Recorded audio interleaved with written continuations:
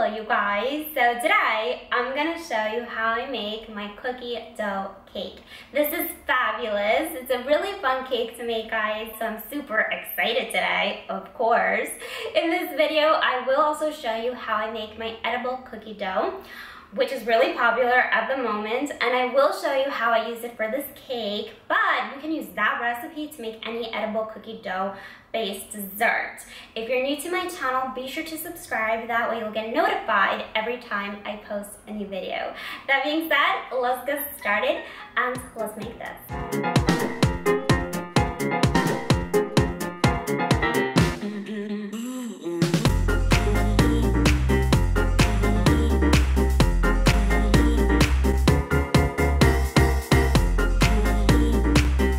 So we're going to start by making the edible cookie dough. You will have to heat treat your flour. You can do this in the oven.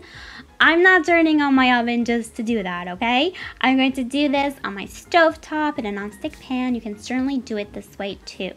Keep your stove on a low medium heat. Be careful, don't burn this, obviously. Now, if you do have a thermometer, your flour should reach around 160 degrees Fahrenheit. If you do not have one, you'll know it's ready when your flour starts to darken. It's just going to become a slightly darker color than its initial color. Here, let's pause the video moment. I was trying to show you guys the difference in color between the flour in the bowl, which is raw, and the one in the pan. Unfortunately, you can't see it on camera, but there was a difference, okay? Now at this point, it's done. Interesting fact, if you were to toast your flour longer than that, your cookie dough will take on this nutty, toasty kind of flavor, which if you like, it's lovely. But if you want that raw cookie dough flavor, don't go farther than that. So in this bowl, I have my soft butter. I'm going to add some vanilla and brown sugar and salt. Do not skip the salt. It's very important in this recipe. And you're just going to cream these ingredients together. Now at this point, you would add your eggs, but since we're making edible cookie dough, there aren't any eggs in this recipe, so you're going to add your flour. I do want to specify that your flour needs to have cooled before you add that to the rest of the ingredients, otherwise you're just going to get this big melted mess, and your chocolate chips will melt as well. Add your chocolate or sprinkles or nuts, whatever you want to add it. Now, your cookie dough is ready. You can scoop it, you can shape it, you can eat it, obviously. I'm going to refrigerate mine because I want to cut mine into squares. I just like the way it looks. You do not have to do this. So once it has cooled, if you did chill it, like I did, you can cut it into smaller and bigger pieces. This doesn't need to be perfect. I actually wanted to go for a rustic look, so different sizes and different shapes. That way, at the end, when you decorate your cake, it just really looks lovely, guys. And at this point, you can add more chocolate chips if you feel some pieces don't have any or just need more. Regarding the frosting, I'm going to make a brown sugar buttercream. It just pairs really nicely with the cookie dough and the chocolate. You want to beat your butter until it becomes lighter in color. I did add some vanilla off camera, so now is the time to add it. Go ahead and add the brown sugar and salt. Again, salt, guys, so important, do not skip it.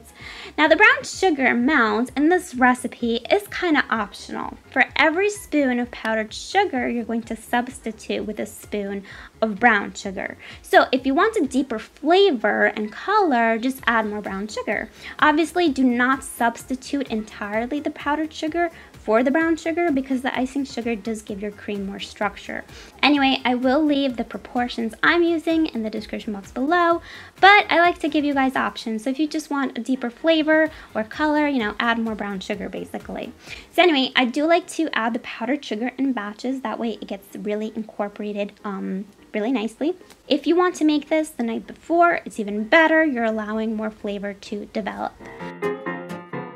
This is what your cream should look like in the end, stiff and just, you know, smooth and just beautiful. Look at it, yes. Now I'm using my chocolate cake for the base of this recipe. If you still have not tried my chocolate cake, what are you waiting for? You have to try it, guys. It is so good and it's so moist. And I did 3 layers today. I like to use my chocolate cake because it does cut the sweetness of the cookie dough and the buttercream. But if you want to use a vanilla cake, my vanilla cake, let's say. Maybe you could add some chocolate chips to the batter. However, at that point, I would do a chocolate frosting. Otherwise, it's just too sweet. Again, I'm giving you guys options here. You know, it's your cake, guys. You can kind of switch this recipe up to your liking. However you want to make it, go ahead, you know. Anyway, after your first layer of cream, which seems like a normal buttercream. Lighting was so bad that day, guys. It's the same cream we made before, I promise, okay? It just looks lighter. I don't know why.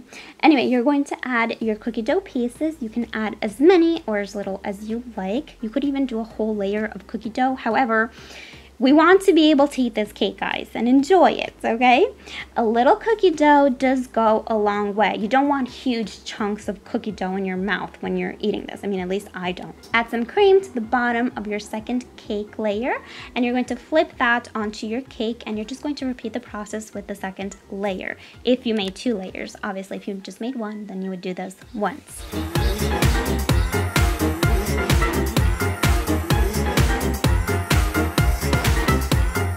I like to frost the sides of my cake first. It kind of acts like glue. That way the cake doesn't move around and it's just, you know, sturdier and easier to frost.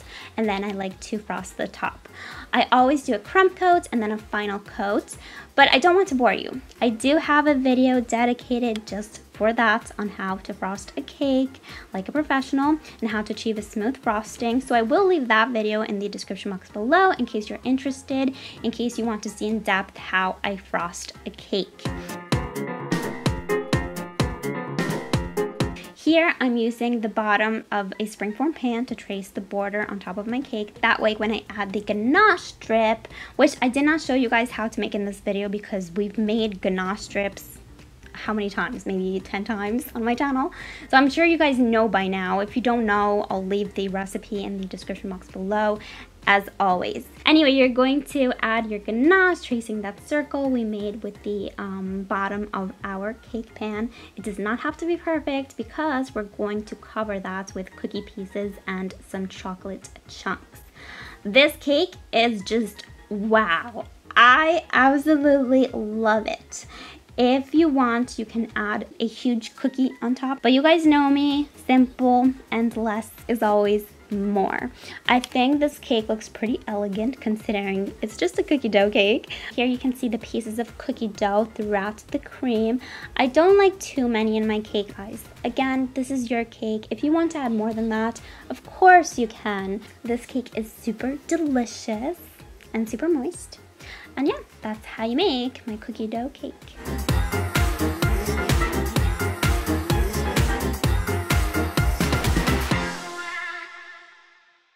I hope you guys enjoyed this video. If you did, please give it a big thumbs up for me as always, and please subscribe, as I said. That way you'll get notified when I post the video every Friday. Also, if you do make this cake, I would love to see a picture, guys. I will leave my social media links in the description box below, so you can send me a picture on Instagram, Twitter, Facebook, any one of these 3 accounts, guys, social media things. But yeah, thank you so much for watching, and I will see you on Friday.